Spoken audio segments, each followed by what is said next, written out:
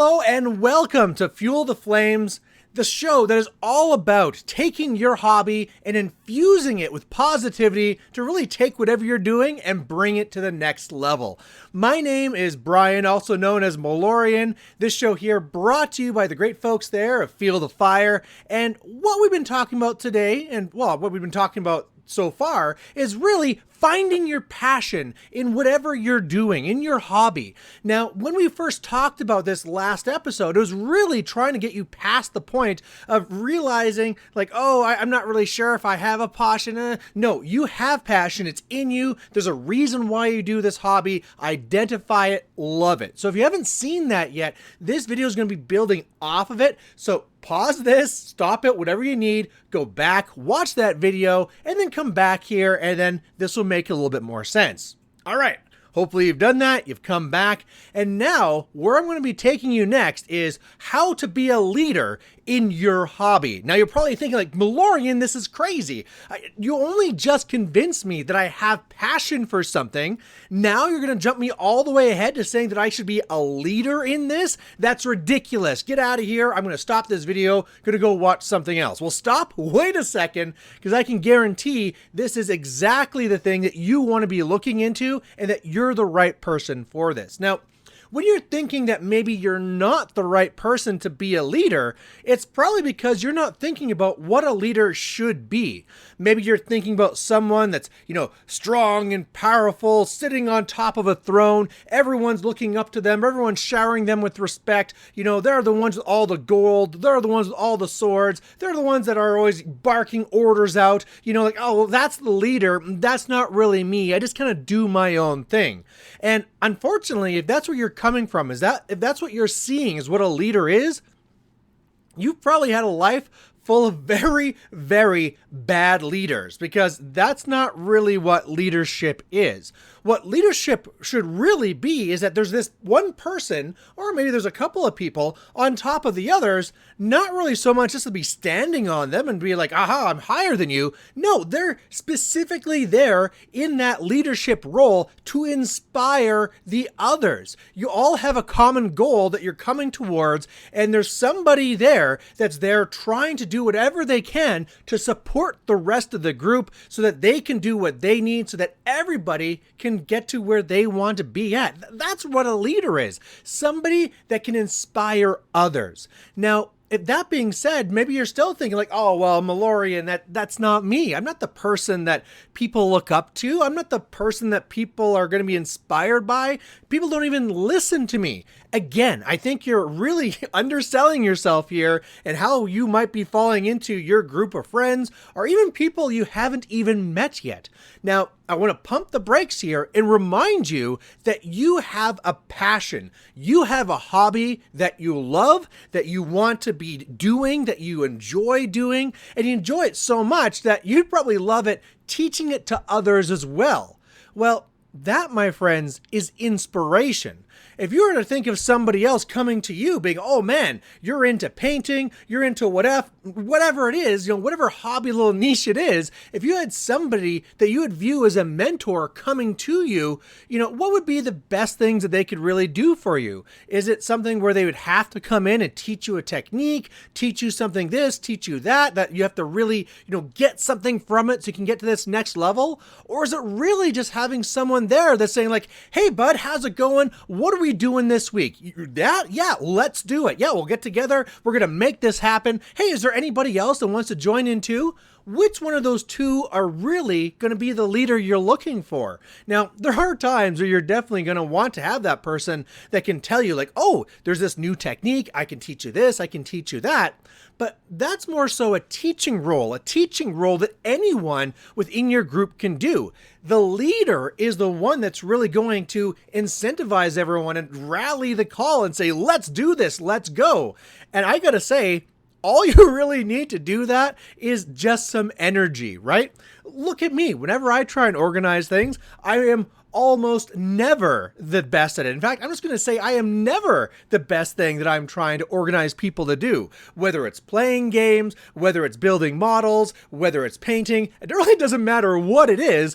I'm just a person with energy that can energize others. And I'm going to use that. I'm going to use that to energize others for a couple of reasons. One, I want to do that. I want to energize others so that my community is going to grow. If I don't rally my call, if I don't become a leader and I just sit here in my basement and maybe I paint my things, maybe I build my things and I do whatever, well, that's all well and good. But while I'm sitting alone here, the community is not thriving. The community might be dying.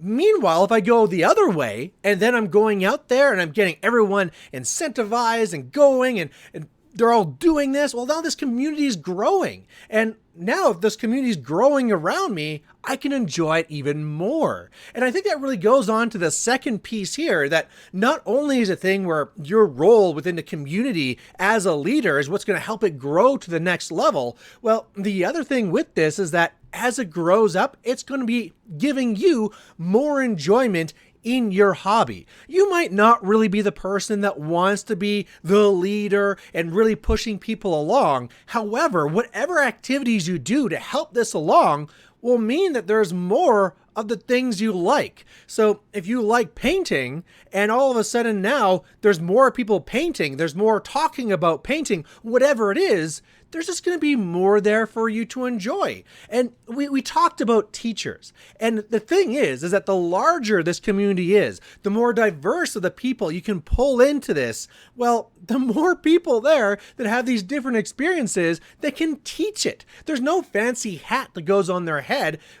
If you're good at something, you can teach somebody else to do it. So the more people you get energized and being coming in, the more teachers you're going to have there. You probably have something you can teach them, and they have something that they can teach you. But for them to be there, for them to be in that room, somebody has to take that different role. And that role is of the leader, the one that's going to say, hey, you know what? What are we doing this week? The one that's going to be reaching out to different people saying, hey, I haven't heard you from a while. What are you working on? What are we going to try and do? What should we try and get everyone to do?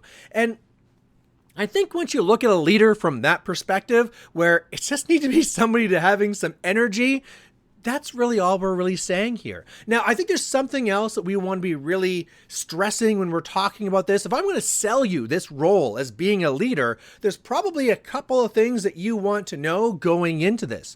The very first one you're trying to figure out probably from the very get-go is, well, do I have to be go, go, go all the time? You're telling me that what the leader is a person that inspires others. Does this mean that every single day I have to be going on the internet? I have to be touching base with different people, organizing this, organizing that? Because I got to tell you, Brian, I just don't have that time. And to be honest, I just don't have that energy. I got other things in my life. Sometimes I have down days. I just can't do this every day. And that's fine. That is absolutely fine. If you have one day a bunch of inspiration, that's great. You have inspiration the next day, keep it going.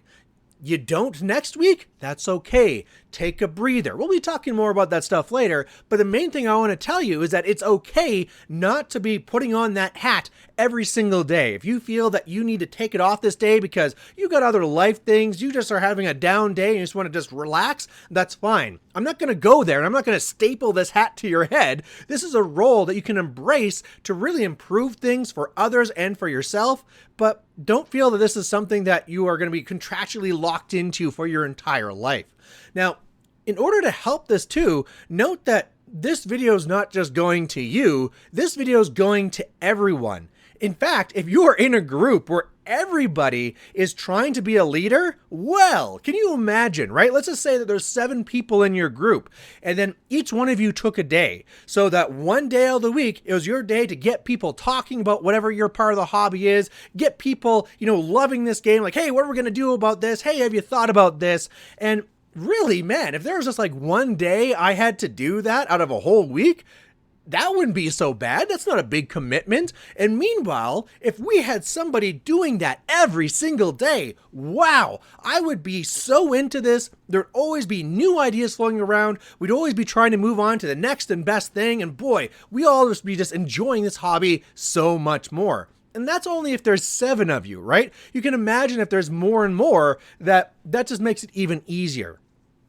Now, let's bring this back down to reality a little bit, because odds are not everybody is going to want to be in that boat, and that's okay. One of the things you can do is just do your part as a leader, and I can tell you that when people start seeing what you're doing and the effort you're putting in, they're going to be grateful, and they're going to want to take on this role too. So even know that if right now in your hobby group, you're the first one to really put on that hat and start leading people and inspiring them, and you kind of feel like, oh man, nobody else is really kind of stepping up to the plate, don't worry. It's going to happen naturally. It's just the way we work. And I think, though, one way to make sure that happens is to do 2 things. One, encourage, once you yourself have decided, yes, I'm going to be a leader, I'm going to do this, even if it's part-time, even if it's whatever, I'm going to make a dedication to try to inspire my hobby group so that this part of the hobby flourishes and does great things for everything. But once you've done that self-dedication, well, then maybe start working on others, right? Just like how you might be trying to inspire others to do painting, building, playing, whatever it is, you can be going to other people in the group and be like, hey, have you ever thought of trying to do this? You know how easy it is? You can just do this. Look how we can do. Have this conversation with them. Spread that love, spread that excitement for your hobby and what you want to do. On the same side, don't get jealous. I've seen some groups where the real problem they have is that they had that, right? They had, let's say, 3 different people that stood up and, they all want to be trying to take that leadership role. But then there was infighting, right? Like, oh, come on, don't run that tournament. Tournaments are my thing. Don't be running that painting night. I'm the one that does painting nights. You can't fall into that. I know that maybe for some people, that's the part of the hobby that they really like, right? That's the part that they really enjoy. Maybe they don't even care about the building, the playing, the whatever it is. They just really like getting people together. Or maybe, it's a little bit of both. But either way, when they start seeing that other people are doing that too, they can take it personally. And they can start saying like, oh man, this is my thing. They're stealing it from me. And you really have to watch for that in yourself. It's really one of those things where if you see it in others, it's kind of hard to do that. You have to kind of just like support things and wait for them to be self-aware. But in yourself, realize that your goal is to make everybody a leader. And so obviously if somebody else is starting to step up to the plate, you start getting jealous, you start saying like, okay, let's draw a line. I'm going to do this. You don't go into my little area here. Or you know what? Just don't even do this at all. You're not doing it as well as I do. Get out of here. I mean, that's just not going to help things, right? We want to grow the community. We don't want to fracture it. If anything, you want to embrace them and say like, hey, it's great. I see you. You've been trying to organize these things. How about we just try and find a way so that we can make this so that we're working together? Maybe I'll be trying to encourage these things. You try and encourage those things. Whenever you need help, we can help each other. Or maybe we're going to work together to do these things. If I was trying to run this event, it'd be okay. If we both run this event, wow, we're just going to make this thing amazing. So embrace that. Now, hopefully, as I've taken you down, what this can take you to this wonderful place where there's this community that's thriving and it's full of leaders, these leaders who are there trying to push things, getting people involved, getting people excited, just getting people there to be doing this hobby. And now if we bring this back to the very start of where we were talking about, where you need to be that spark. You need to be that leader. Think about the future and what that could mean for you, for your hobby, for your play group, and then take that first step. Become that leader. It doesn't have to be everything all at once. Like I said, you can start small. Maybe every Monday, I'm going to do something to try and spark interest. Or maybe I'm just going to try and put myself out there that, hey, if anybody has any questions about this, I'm here to answer those questions. Or, you know what? If anybody's interested in doing this, I'm happy to host. Whatever small step you want to take to becoming a leader, that's fantastic. It's not like there is a certain spot where there's like a line where it's like, you're only a leader when you put in this much effort and do this much work. No, anyone that's putting in any effort whatsoever has that hat on. They're a leader. Yes, the more you're doing, the better it is for everyone. But look,